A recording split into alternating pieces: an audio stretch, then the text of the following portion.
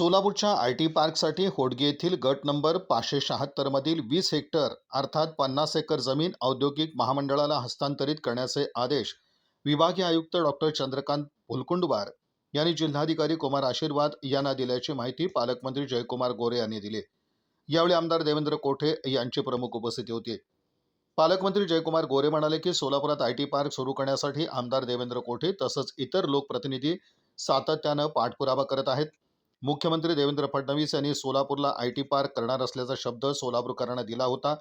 मुख्यमंत्री देवेंद्र फडणवीस यांनी सोलापूरकरांना दिलेला शब्द पूर्ण होण्याकडे या निर्णयामुळे एक पाऊल पुढे पडलं आहे। या निर्णयामुळे आमदार देवेंद्र कोठे यांच्या पाठपुराव्याला यश आलं आहे। पालकमंत्री गोरे म्हणाले की विभागीय आयुक्त डॉक्टर चंद्रकांत फुलकुंडवार यांच्या आदेशानुसार 50 एकर जमीन औद्योगिक विकास महामंडळाकडे हस्तांतरित करण्यात येणार आहे। त्यानंतर आय टी पार्कच्या उभारणीला वेग येणार आहे। सोलापूरच्या जनतेने मुख्यमंत्री देवेंद्र फडणवीस यांना मतदान रूपी आशीर्वाद दिलेत।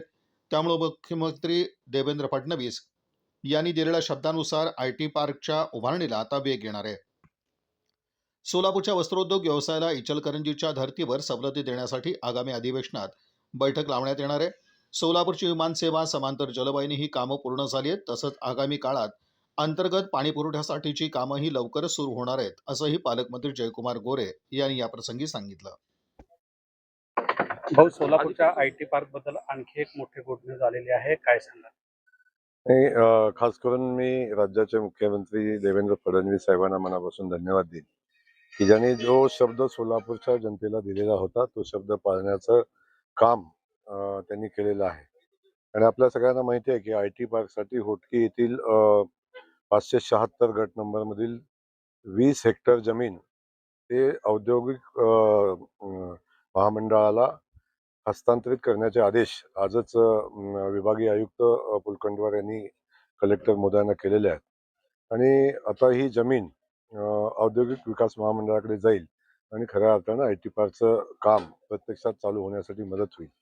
त्यामुळे सोलापूरच्या जनतेला माननीय मुख्यमंत्री महोदयांनी जो शब्द दिलेला होता तो शब्द पाळण्याच्या दिशेनं पहिलं पाऊल उचललेलं आहे। कारण आम्हा सगळ्यांना, खास करून मुख्यमंत्री महोदयांना याची जाणीव आहे की सोलापूरच्या जनतेनं प्रचंड मोठा विश्वास आदरणीय मुख्यमंत्री महोदय आणि भारतीय जनता पक्षावर टाकलेला आहे। आणि त्याचाच परिणाम म्हणून आपण बघतो की सोलापूरच्या जनतेनं भरभरून भारतीय जनता पक्षाला दिलेला आहे। सोलापूर शहरानं दिला असेल, सोलापूरच्या ग्रामीण भागानं दिला असेल, त्या सगळ्या जनतेनं खूप मोठं प्रेम भारतीय जनता पक्षाला दिलेलं आहे।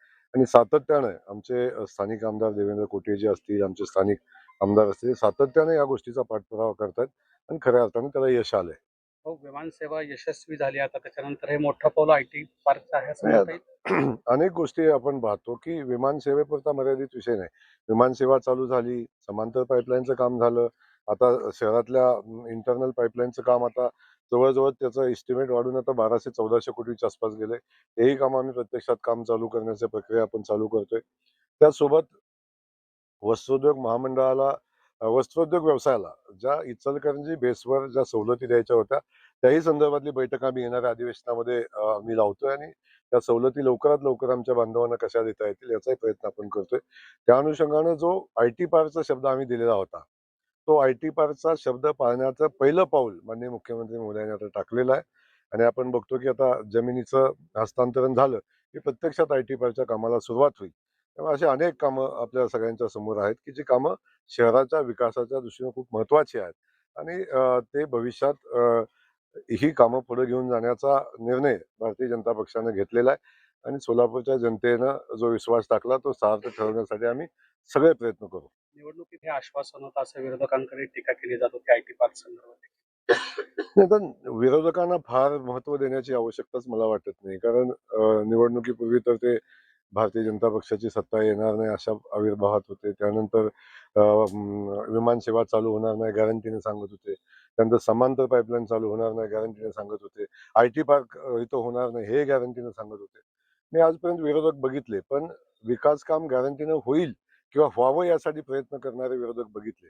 पण पहिल्यांदा मी बघितलं की हे होणार नाही, ते होणार नाही, ते होणार नाही हे सांगणारे विरोधक मी पहिल्यांदा बघितले। त्यामुळं त्यांच्या नकारात्मक भूमिकेचा जनतेनं अगदी दखल घेतलेली आहे। आणि अशा नकारात्मक लोकांना आपल्या व्यवस्थेमध्ये आणणं आणि राजकारणामध्ये त्यांना बळ देणं हे शहराचं नुकसान आहे, लोकांनी ओळखलेलं आहे. त्यामुळं अशा लोकांना शहराच्या जनतेनं बाजूला ठेवलेलं आहे.